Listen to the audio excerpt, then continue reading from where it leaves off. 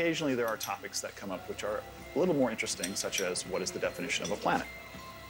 My name is Gerard Van Bell. I was one of the astronomers actually at the vote in Prague in 2006, where we voted on the status of Pluto and other bodies in the solar system.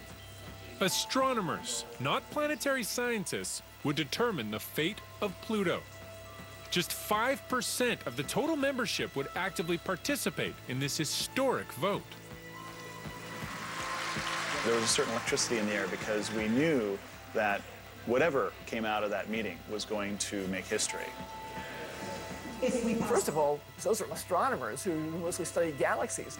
Why the heck are they deciding what a planet is, okay? A dwarf planet.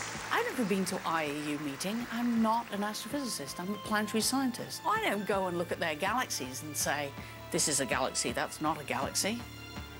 So why are they saying what's a planet and what's not a planet? We originally hoped to be able to define planet more widely, but we found it too difficult to manage appropriate wording. They came up with a definition that was just way too complicated. It was crazy.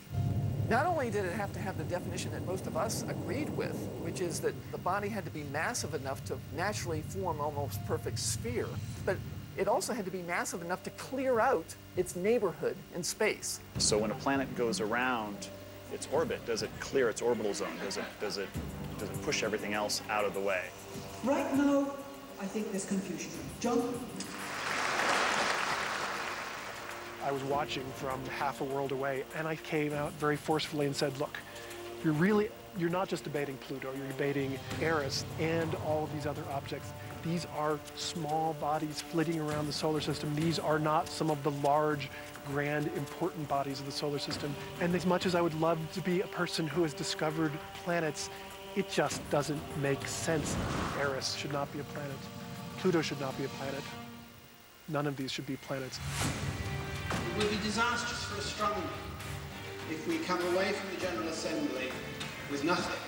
We will be regarded as complete idiots. Thank you. It was all very rushed, I think. I would like to call for a vote. Those who are in favor of Resolution 6A.